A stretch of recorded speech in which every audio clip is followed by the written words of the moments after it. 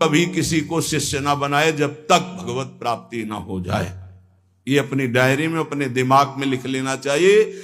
बहुत हाथ जोड़े पैर छुए तो नाम जपो, चलो दूरी बना के रहो, आंख मत दो, किसी को संग मत दो, किसी काम के नहीं हो।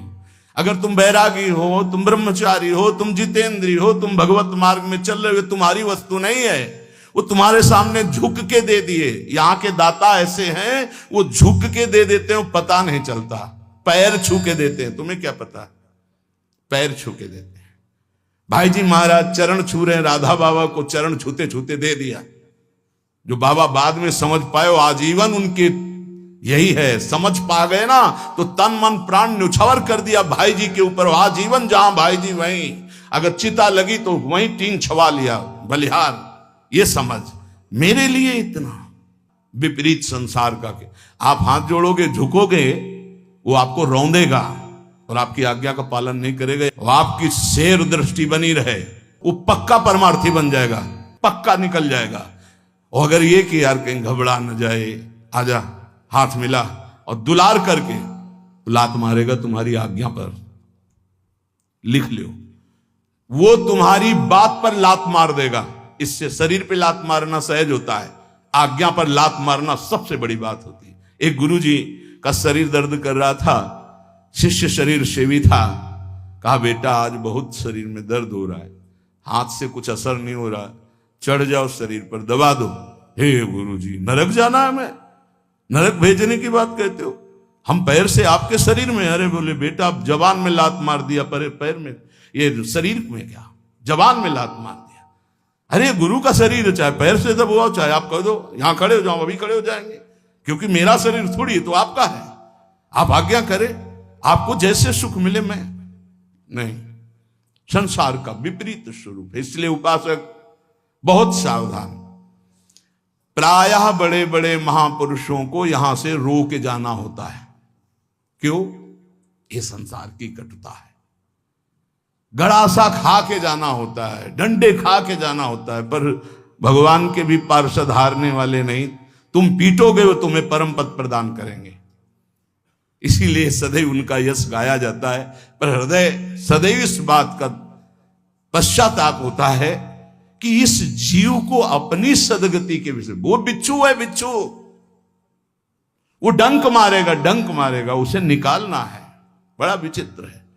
फिर ये लगता है कैसे कैसे जीव हैं, उनको सतमार्ग के लिए प्रेरित करो, उनको सतमार्ग की व्यवस्था करो, उनको सतमार्ग जीवन का जो धरोहर है दे दो, पर वो लात ही मारेंगे, वो अवहेलना ही करेंगे।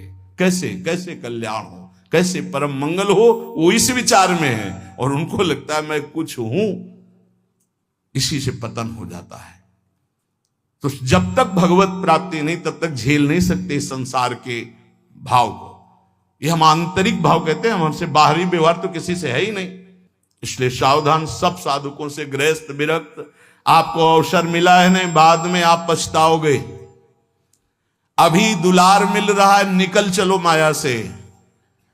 और अगर इस दुलार की अवहेलना की तो तिनकर काल रूप में भ्राता, कुष्मादपि कोमलानी, वज्रादपि कठोराणी। ये शब्द याद रखना। अगर आज्ञा का पालन करते हो तो कुसुम से भी कोमल है हमारी सरकार, और यदि उल्लंघन करोगे तो उनके प्रीतम तिनकर काल रूप में भ्राता, तो वज्रादपि कठोराणी। फिर कह रहे हैं करुणानिधि हैं, पर की बात कहा वो सुनत नहीं। वो फिर नहीं सुनते, ध्यान रखना। अभी अवसर उन्होंने ही दिया है, संत समागम का अवसर प्रभु ने दिया है। जब द्रवई दीन दयालु राघव तो साधु संगति पाइए, बढ़िया अवसर है, निकल चलो। कथा, चर्चा, सत्संग, ये सिर्फ आपके लिए हो रहा है, ध्यान रखना।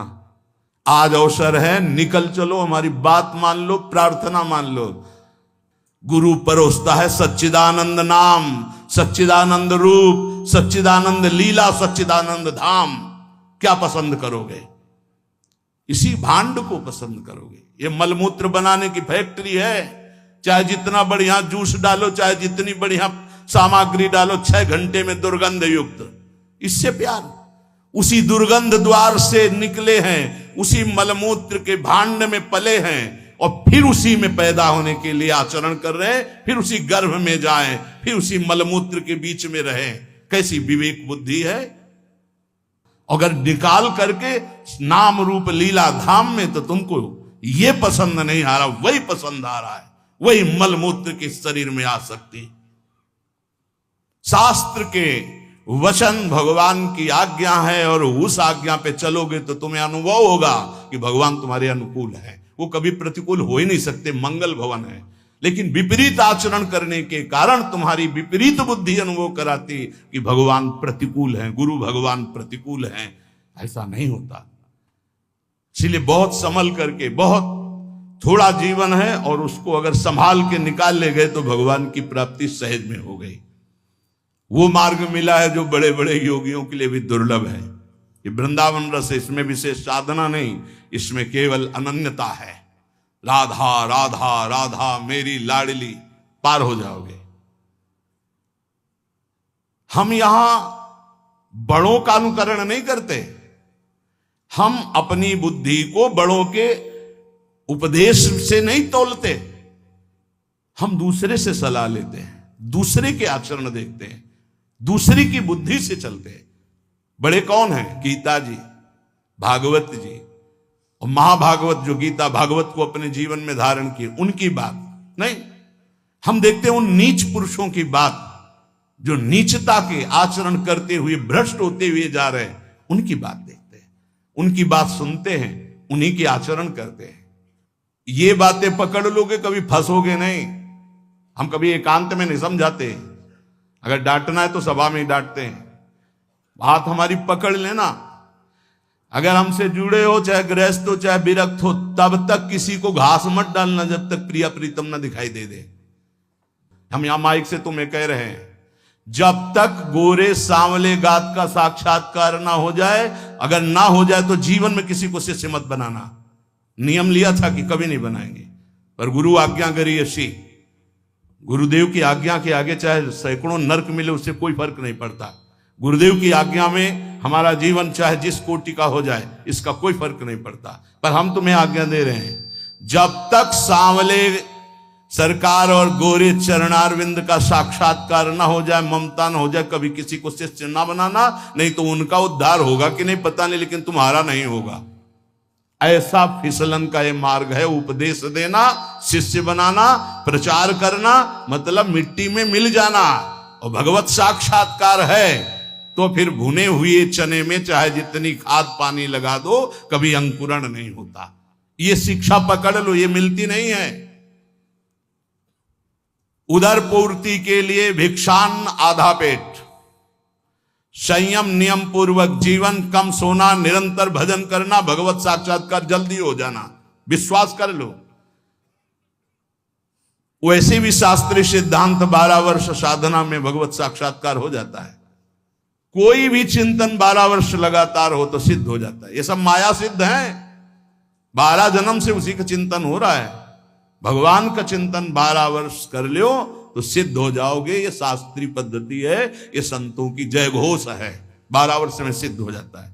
भैया 50 वर्ष व्यतीत हो जाते हैं, छोटे मोटे पर निंदा, पर दोष दर्शन, पर निंदा श्रवण, ये नहीं छूट पाते। भगवत साक्षात्कार तो बहुत बड़ी बात है। बहुत ऊंची उपासना में प्रवेश हो चुका है। ये सर्वोपम उपासना है, जहां प्रिया प्रीतम के चरणारविंद के आश्रय मात्र से महाप्रेम रस का अनुभव होता है। भगवान नाम समस्त प्रकार के सुखों को देने वाला है, महाप्रभु चैतन्य देव कहते हैं। पर यदि आप भगवान नाम का जाप भी करते हैं और किसी वैष्णव के मन को दुखा दिया है, तो चाहे जितना जाप कर लें वो आपको आनंद प्रदान नहीं करेगा। महाप्रभु की बात। नाम जापक नाम के प्रभाव से, भगवान की कृपा से महात्माओं का संग प्राप्त करता है। ये पहली कृपा होती है। महात्माओं की कृपा से नाम निष्ठा प्रकट होती है। नाम जप की बहुत जोर की निष्ठा होती है। सावधानी ये रहे कि किसी भी महात्मा के प्रति, भगवत प्रेमी के प्रति अपराध न बन जाए। भक्त को देखकर उसकी किसी बाहरी बात में दोष दर्शन कर लेना, निंदा कर देना, ये सब नहीं होना। महाप्रभु इस पर बहुत जोर देते थे कि देखो तुम भूल कर किसी भी भगवत भजन करने वाले की कैसी भी वृत्ति हो उसकी निंदा मत करना, उससे द्वेष मत करना, ये महापाप है। अगर ऐसा करोगे तो नाम का प्रताप तुम्हें नहीं मिलेगा। जिस पर दोष दर्शन हो जाए उसकी चरण रज लेके माथे पे रखो, महाप्रभु ऐसा आदेश करते हैं। अपने सिर में उसकी चरण रज रख लो तो क्षमा हो जाएगा।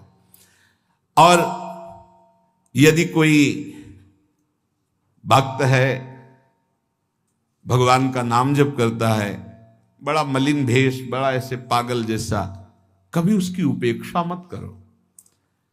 ये वृंदावन है, यहां एक से एक ऐसे तुम्हें विक्षिप्त दिखाई देंगे जो प्रिया प्रीतम में डूबे हुए हैं। और बाहरी हमने कई महापुरुषों के दर्शन किए, एक तो भगवान दास और एक थे कि पेपर का टुकड़ा ही लिए रहते थे।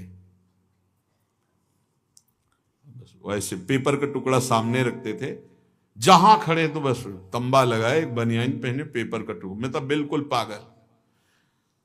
रोज परिक्रमा लगाते थे, रोज वही पेपर का टुकड़ा, दूसरा नहीं। एक दिन अब स्वभाव में ऐसे था परिचय बनाना, ऐसे महापुरुषों नजदीक गए, घूम गए पेपर के से, महाराज दंडोत, पेपर और दृढ़ता हुई, हाँ हाँ, क्योंकि पुराने गंगा किनारे के महापुरुषों के हाथ से पले हुए तो पता है सिद्धों की कैसी गति होती है। महाराज बहुत समय से देख रहे हैं, एक ही पेपर का टुकड़ा हो ऐसे, तो थोड़ा हटाइए और कृपा करके देखिए। ऐसे देखा, नशे में आंखें, भागवतिक नशे में घूर्णित नेत्र उनके। क्या बात है, क्या जानना चाहते हो? वो जानना नहीं चाहते, जानना तो ठीक है, लेकिन हम आपके दर्शन करना चाहते थे, ये क्या लीला है। तो उनका जगत से बचने के लिए साधु को कोई ना कोई बाहरी ऐसी लीला रखनी चाहिए जिससे आकर्षण ना हो। बस इतना ही जानना था, आप मस्त रहिए। एक महात्मा को देखा 5 जगह से बाल कटे हुए, ट्रांजिस्टर रखा हुआ ऐसे, गोद में ट्रांजिस्टर, तमाल के नीचे यहां जो गोरे दाऊ की कुंज है इसके आगे, जब देखे तब बैठ, कच्चा परिक्रमा मार्ग था। नजदीक बैठ गए, उनका गाना तो सुनते नहीं आप, और बीड़ी पीते नहीं क्योंकि बिला जली लगी, और 5 जगह से बाल जैसे किसी ने किसी को दंड दिया हो। क्या लीला है? बोले तुम्हें क्या मतलब? मतलब नहीं, पर आपसे पूछ रहे हैं ऐसे। बोले कैसे लगते हैं? तुमका पागल जैसे। बोले इसीलिए। बोले इसीलिए। एक महात्मा 2 ना पत्तल जितने मिलते वो बोरा लिए रहते, उसमें डालते रहते, फिर बिछा देते, फिर डालते रहते। उनका महाराज इसका क्या मतलब है? तो उनका कैसे लग रहे? उनका लग तो ऐसे ही रहे आप जैसे कोई पागल आदमी ऐसे समेटता हो फिर बिखेर देता हो। बस हर चेष्टाएं महात्माओं की बाहरी पुरुष पकड़ ना पावे, उनकी बाहरी पुरुष पकड़ ना पावे, और स्थिति निरंतर। जब एक दिन उन महात्मा को सोच में पड़े हुए देखा जो बोरा वाले, तो उनका दूर रहना, दूर। तुमका क्यों महाराज जी? दवा लेना अति अनिवार्य है, आपकी हालत खराब। का प्रारब्ध भोग क्षय हो रहा है, दूर जाओ, बात भी मत करो प्रियता की, दूर जाओ। एक बोरा, एक लंगोटी और हाफ नेकर, क्या पहचानोगे? कैसे जालोगे? ये वृंदावन है, बहुत होश में। यहां ऐसा न समझना कि अगले पगले घूम रहे हैं, प्रिया प्रीतम के प्रेम रस में निमग्न है। तो यहां महाप्रभु चैतन्य देव के वचन, जो नाम जापक का अपराध कर देता है, चाहे जितना नाम जप करे, उसके अंदर आनंद नहीं हो सकता। अभेद भक्ति कोई निषेध नहीं है, शास्त्र सम्मत है, क्योंकि समुद्र ही तरंगायमान हुआ है, कोई दूसरा तो है नहीं। पर तरंग में इतनी सामर्थ्य नहीं कि वो समुद्र प्रकट कर दे, समुद्र में ऐसी सामर्थ्य करोड़ों तरंग प्रकट कर दे। तो समुद्र है श्री कृष्ण और तरंग है सब ब्रह्म ऋषि। वो प्रभु का चिंतन करके, जैसे भक्ति सूत्र में लिखा हुआ है, देवर्षि नारद जी ने कहा है, तस्मित तज्जने भेदा भावा। भगवान और भगवान के भक्त में अभेद हो जाता है, अर्थात जो भगवान वही भक्त हो जाता है। जानत तुम्हें तुम्हें हो जाए, सिद्धांत सिद्धांत है। ब्रह्मविद ब्रह्म भी भवति, वेदांत दर्शन में है। पर यह नहीं हुआ कि तरंग समुद्र को प्रकट कर दे, ऐसा नहीं हो सकता। समुद्र में प्रकट हुई और समुद्र में लय हो गई तो अब समुद्र हो गई वो, पर तरंग की सत्ता नहीं कि वो समुद्र प्रकट कर दे। समुद्र में ऐसी लाखों तरंगें होती, ऐसा महाप्रभु चैतन्य देव ने बताया कि भगवान शंकराचार्य जी ने ही ये लिखा है। तो उनका ये तो आचार्य का विनोद है। अच्छा, ये आचार्य का विनोद है, और ये आचार्य का विनोद नहीं है जो आप निर्विशेष ब्रह्म की बात कर रहे हैं। भगवान, फिर मैं अपनी बात को दोहराता हूं कि ये संसार से जो बहुत बुद्धिमान हैं, उनकी बुद्धि को घिसने के लिए ये बना हुआ है वेदांत, घिस घिस के सूक्ष्म करने के लिए। और जिस समय वो थक जाएंगे तो फिर हरि शरणम ही निकलेगा, हरि शरणम।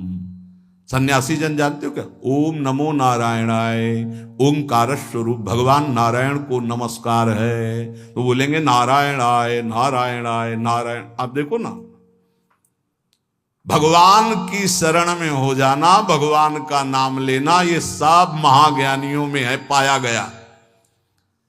हृदय की शांति देखो, सामने श्री प्रबोधानंद जी जो प्रकाशानंद जी के रूप में उनसे कह रहे हैं, हृदय की शांति हुई। श्रद्धावान लभते ज्ञानम तत्परासयति इंद्रिया, ज्ञानम लब्ध्वा परम शांति मचरेणादि गच्छति। परम ज्ञानी हो क्या शांति हुई आपको? ये तर्क, ये वितर्क, ये निंदा, ये स्तुति, ये शांति के लक्षण हैं। क्या आप सब कुछ भूलकर कभी अपने में स्थित हुए भगवान शंकराचार्य जी की भांति? अब सभा में जब महाप्रभु बोल रहे तो तुम्हें हम सुनाते हैं भगवान शंकराचार्य जी ने क्या कहा। मत्स्यादि रवता सदा वसुधाम परमेश्वर परिपाल्यो भवता भवताप भीतो हम। आद्य गुरु भगवान शंकराचार्य जी बोल रहे हैं कि आप जैसे मत्स्य आदि अवतार धारण करके पृथ्वी की रक्षा करते हैं, भक्तों की रक्षा करते हैं, तो हे श्री कृष्ण, संसार ताप से संतप्त हुआ मैं आपकी शरण में आया हूं। आप सच्चे हृदय से मैं कह रहा हूं कि मेरी रक्षा कर लीजिए। ये क्या है? प्रकाशानंद जी ने कहा कि यथार्थ में तो आप कुछ भी कहें, लेकिन जगत असत्य है और जीव ब्रह्म है। जो लोग ये नहीं समझते हैं वो अज्ञानी हैं, ये भगवान शंकराचार्य जी ने कहा है। ये प्रार्थना, ये विनय तो व्यवहारिक है आचार्य की। जीव का परम लक्ष्य है मोक्ष प्राप्त हो जाना। प्रकाशानंद जी, अज्ञान का नाश होकर ब्रह्म स्वरूप में स्थित हो जाना, यही परम लक्ष्य है। प्रभु ने हाथ जोड़कर कहा, महाप्रभु चैतन्य देव, आप ज्ञानी हैं, आप पंडित हैं, आप शास्त्रज्ञ हैं, आप गुरु पद पे बैठे हैं, भला आपके सामने मैं क्या बोलूं? किंतु मैं फिर कहूंगा, मैं तर्क की बात नहीं कह रहा, हृदय की बात कह रहा हूं। विचारों को परिष्कृत कर लीजिए। चाहे आत्म प्रेम हो या श्री कृष्ण प्रेम हो, तभी विश्वास, तभी श्रद्धा, तभी साधना सार्थक। क्या आपको आत्म प्रेम हुआ? यदि आत्म प्रेम होता तो आत्मा के सिवा और कौन है? किससे तर्क कर रहे हो? किसकी निंदा की अभी तक? क्या रति की उपलब्धि हुई? आत्मरति? अब भी मान जाओ, प्रेम ही चरम लक्ष्य है। ये वाणी का विषय नहीं है, ये हृदय से होता है। और आपका हृदय अभी आवरण से युक्त है, आम के आवरण से। डॉक्टर के सामने बैठे हो, क्या चलेगा? आप अपने को सिद्ध मानते हैं कि आप प्रेम सिद्धि मिली, जो स्वतः सिद्ध वस्तु है, क्या आपके अंदर जागृत हुई? क्या वो साधनों से प्राप्त होती है या कृपा से? और यदि कृपा से, तो फिर ये तर्क वितर्क मस्तिष्क प्रधान ये क्यों? केवल भगवान शंकराचार्य जी ने बुद्धि को पवित्र और सूक्ष्म करने के लिए भाष्य की रचना की है। हृदय तो उनका किस प्रेम में स्थित है आपने देखा है। श्री प्रकाशानंद जी से चैतन्य महाप्रभु कहते हैं, आपको हम बता रहे हैं भगवान शंकराचार्य जी क्या कह रहे हैं। काम्योपासनयार्थयन्त्यनुदिनं किंचित फलम स्वेप्सितम केचिद स्वर्गमथापवर्गमपरे योगादि यज्ञादिभिः अस्माकं यदुनंदनाघ्रियुगल ध्यानावधानार्थिनां किम लोकेन दमेन किम नृपतिना स्वर्गापवर्गैश्च किम। प्रबोध सुधाकर नामक ग्रंथ में आद्य गुरु भगवान शंकराचार्य जी कह रहे, बहुत लोग प्रतिदिन अनेक कामनाओं की प्राप्ति के लिए उपासना करते हैं और मनोवांछित फल पाते हैं। कुछ लोग यज्ञ आदि तपस्या के द्वारा स्वर्ग की प्राप्ति चाहते हैं। बहुत लोग योग आदि ज्ञान के द्वारा मुक्ति की चाह करते हैं। किंतु हमें तो नंदनंदन श्री कृष्ण के पादारविंद के ध्यान में तत्परता पूर्वक संलग्न रहने से जो प्रेम सुख मिलता वो किसी में नहीं है। हमें उत्तम लोकों से क्या, हमें नृपति से क्या, हमें इंद्र पद से क्या, हमें मोक्ष पद से क्या। हम तो सांवले अरुण तलवे में, सांवले सरकार के अरुण तलवे में अपने चित्त को लगाकर परमानंद में मगन हैं। अब आप इसको क्या कहेंगे जो भगवान शंकराचार्य जी कह रहे हैं। और चैतन्य महाप्रभु जब ये श्लोक कह रहे थे तो आंखों से अश्रु बह रहे थे और रुक रुक के कह रहे थे। ये दृश्य और ये श्लोक सुनकर पसीना पसीना हो गए प्रकाशानंद जी। और महाप्रभु तो हा कृष्ण भावावेश एकदम आ गया। उनके निज जन थे, कोई सभा में अब हिम्मत नहीं कि एक शब्द बोल सके। प्रकाशानंद जी पसीना पसीना हो रहे, आश्चर्यचकित हो रहे। अब उठे और जो उनको पंखा डुलाया जा रहा था उससे पंखा लिया और महाप्रभु के स्वयं से ये सब सन्यासी देखकर आश्चर्यचकित हुए कि जो परास्त्र करने के लिए तर्क कर रहे थे वही सेवा में। सभी सन्यासी प्रकाशानंद जी की ये दशा देख करके आश्चर्यचकित हो गए। इतना कट्टर सन्यासी वेदांती और सेवक थे, कह देते हवा करो, लेकिन पंखा ले लिया और स्वयं महाप्रभु चैतन्य देव के जे ही वो हवा कर रहे थे तो जो महाराष्ट्री ब्राह्मण महाप्रभु से नाचने लगे, हरि हरि हरि श्री हरि। बड़ी कृपा हो गई, कृपा हो गई, क्योंकि निंदा करते थे, आज पंखा कर रहे हैं। प्रकाशानंद जी के अंदर मन में आता, अरे चरण पकड़ ले, चरण पकड़ ले। साक्षात प्रेमावतार श्री कृष्ण ही सन्यासी रूप में है, तू इनके चरण पकड़ ले, क्षमा मांग ले। इनको निंदा की है, इनको कटुवचन बोला है, किंतु अब भी प्रतिष्ठा का थोड़ा काफी तो हट गया, क्योंकि स्वयं पंखा कर रहे, पर चरण पकड़ने की हिम्मत नहीं हुई। हृदय से बार बार चरणों की तरफ देखते मन आता कि दौड़ के लौट जाऊं, पर फिर शिष्य है ना, बहुत ही प्रतिष्ठा बहुत ही खतरनाक होती है। तो बड़ी कृपा है बड़े महापुरुष की कि इतना बड़ा किला प्रतिष्ठा का टूट गया नहीं, बहुत बड़ा आवरण है। लोक लज्जावश समाज के बस चरण तो नहीं पकड़ पाए, पर हृदय टूट गया। महाप्रभु कृष्ण कृष्ण कृष्ण, फिर बाह्य शुद्ध हुई और हाथ जोड़ा और एकदम खड़े हो गए और वहां से चल पड़े। प्रकाशानंद जी थोड़ी देर बाहर तक छोड़ने गए और चरण चिन्हों को देखते रहे। और जब सब सन्यासी इधर उधर हुई तो चरण रज लेके कि अब इससे तो वंचित ना हो, चरण रज जेव ही लगाई, बांध टूट गया। अंदर गए और कमरा बंद कर लिया मठ का। और रोने लगे कि हे श्री कृष्ण, हम पर कब कृपा होगी, ये कब हमारा ज्ञानाभिमान प्रतिष्ठा, कब हमारी ये नष्ट होगी। प्रभु मुझे निकालो इस प्रतिष्ठा और ज्ञानाभिमान से। गौरांग महादेव दो हैं, गौरांग महाप्रभु और महादेव स्वरूप प्रकाश, मानो हरिहर का आज स्वरूप प्रकाशित हो गया।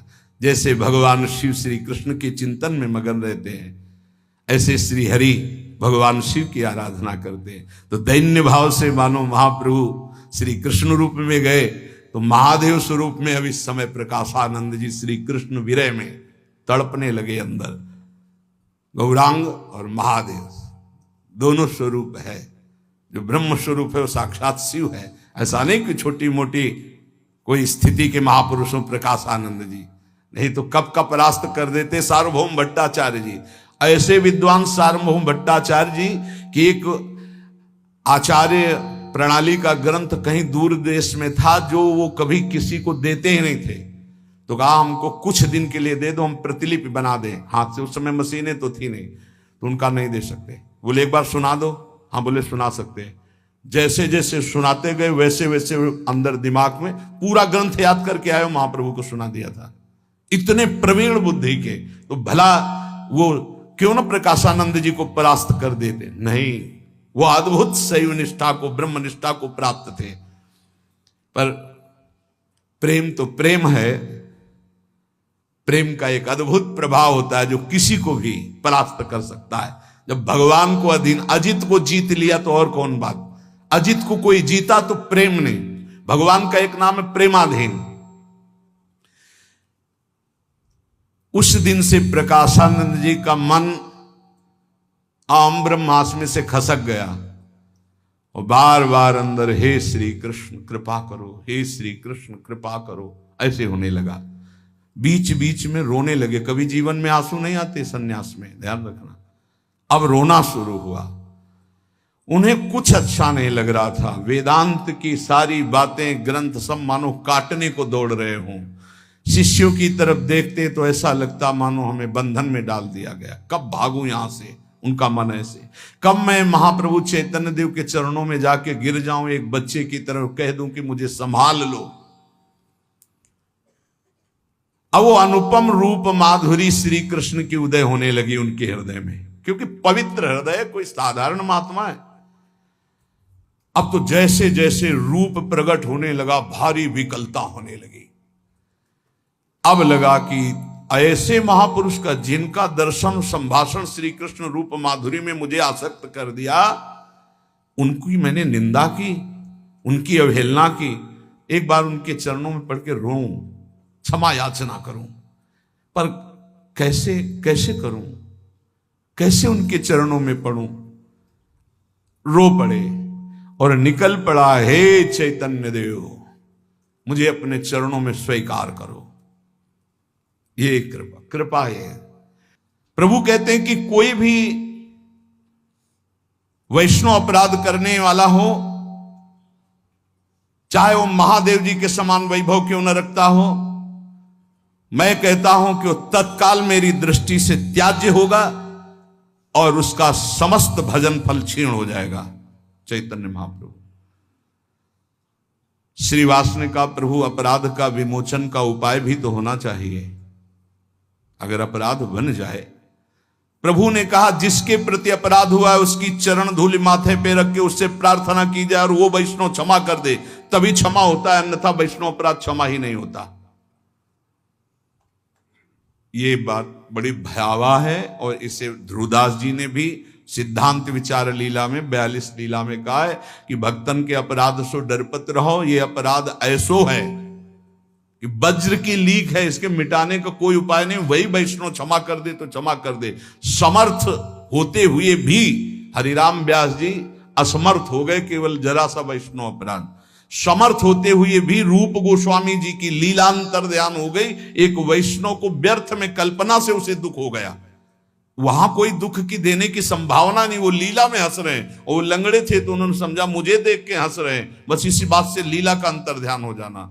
तो आप महाप्रभु चैतन्य देव की जो महिमा, जो उनके भक्तों के, उनके पार्षदों के आप चरित्र सुने, उसका चिंतन करें। और आखिरी बात महाप्रभु की कि चाहे जितना कोई नाम जापक हो, यदि वैष्णव अपराध करेगा तो चाहे महादेव जी के समान ज्ञान और वैभव हो, वो नष्ट हो जाएगा। इसलिए श्रीपाद ने भी यहाँ वर्णन किया बार बार कि धाम में रहते हुए धामी जनों का कोई अपराध न बने, कोई नाम जापक का अपराध न बने। तो जैसे भी हो, जितना भी नाम जप करते हो, प्रभु हमारे बड़े कृपालु, आपकी आध्यात्मिक उन्नति होगी, आप सुखपूर्वक जीवन व्यतीत करेंगे, आप सुखपूर्वक भगवत धाम की यात्रा करेंगे। इसलिए नाम जपते हुए, सबके चरणों में प्रणाम करते हुए सावधानी पूर्वक जीवन व्यतीत करें। जो संतों के उपदेश हैं वो केवल तुम्हारे मंगल के लिए हैं।